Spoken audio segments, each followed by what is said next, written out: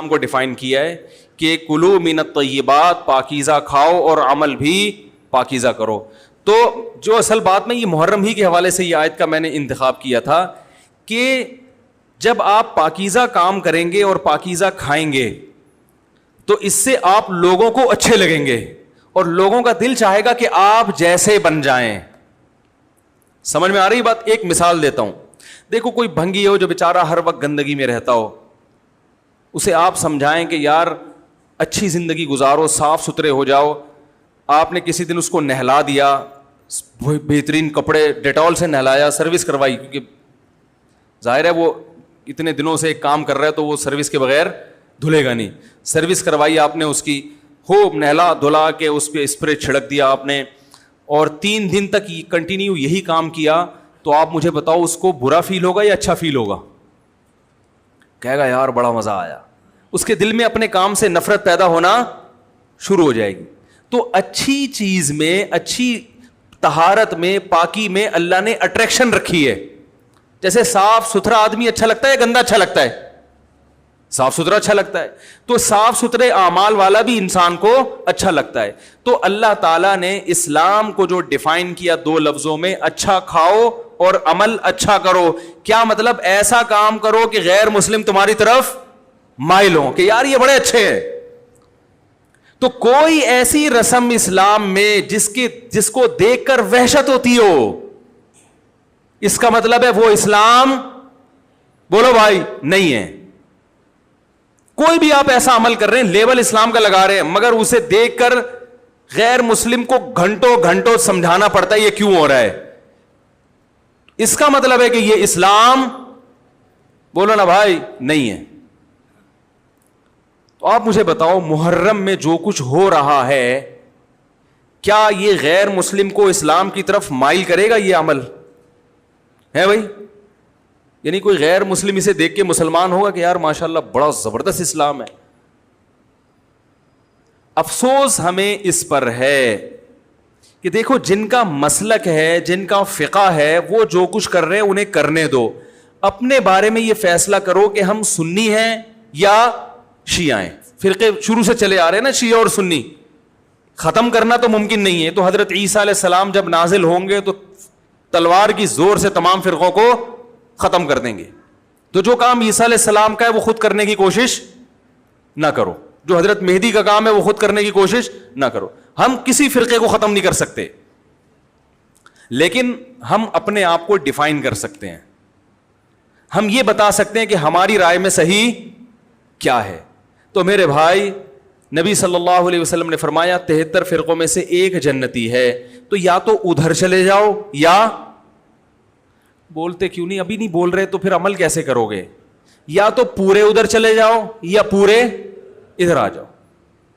مجھے خدا کی قسم اس پر کوئی اشکال نہیں ہوتا کہ شیعہ لوگ ماتم کیوں کر رہے ہیں, شیعہ لوگ یہ سب کچھ کیوں کر رہے ہیں, وہ جو ہے وہ مرثیے کیوں پڑھ رہے ہیں. مجھے اس پر اشکال نہیں ہوتا. ان کے دلائل ہوں گے ان کے پاس, ان کے علماء ان کو بتاتے ہیں.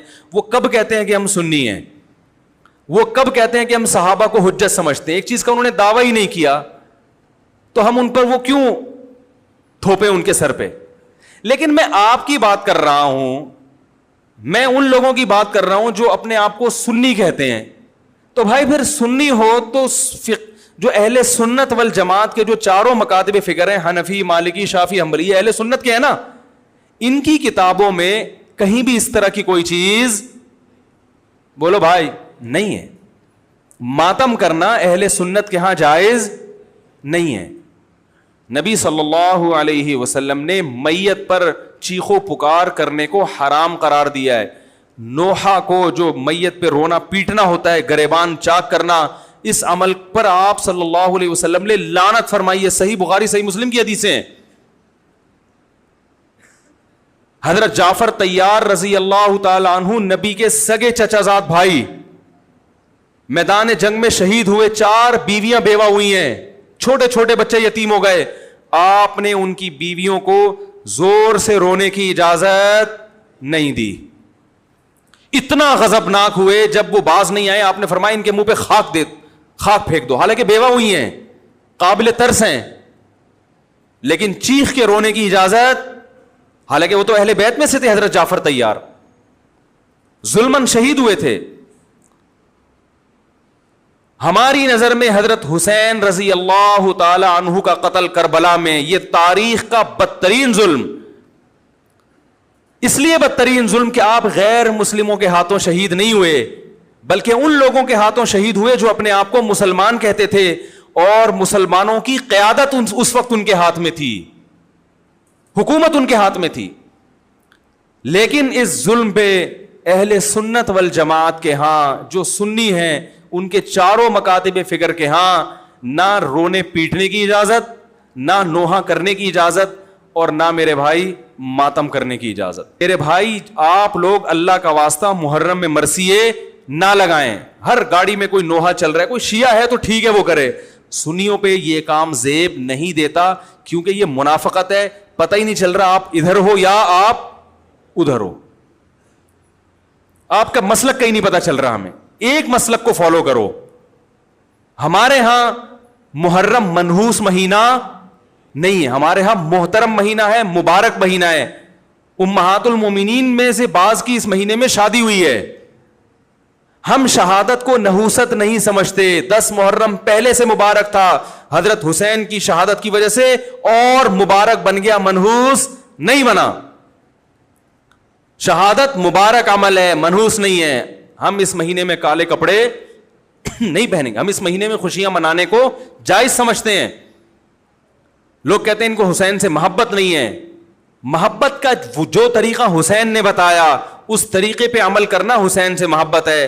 جو طریقہ حسین سے ثابت نہیں ہے اس طریقے پہ محرم کو منانا یہ محبت کا طریقہ ہماری رائے میں نہیں ہے.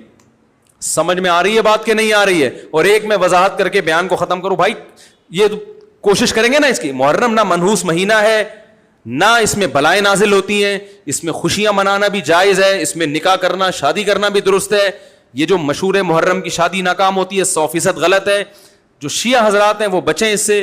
ہمارے ہاں یہ بالکل اس کی اجازت ہے, آپ محرم میں نکاح بھی کریں, محرم میں آپ اپنے بچوں کا عقیقہ بھی کریں, آپ اس جو ہے جو بھی خوشیاں ہیں آپ اس کی کریں, تاکہ اسلام کا جو رخ ہے نا, اسلام میں کوئی مہینہ منحوس نہیں ہے, تاکہ غیر مسلموں کے سامنے کم از کم ہماری طرف سے جو اسلام پیش ہو وہ یہ والا ہو, ان کی طرف سے وہ والا ہو. غیر مسلم کے پاس آپشن ہو کہ بھائی دیکھ لو ان میں جو اچھا لگتا ہے وہ والا اسلام آپ فالو کر لو, لیکن آپ بھی ویسے ہی بن گئے تو پھر اسلام کا ایک رخ جائے گا ان کے سامنے. سمجھ رہے کہ نہیں سمجھ رہے؟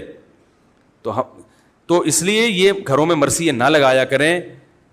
میتوں پہ نوحہ کرنا, غم منانا ہماری شریعت میں پسندیدہ. 3 دن تک تعزیت ہے بس, اس کے بعد نہیں.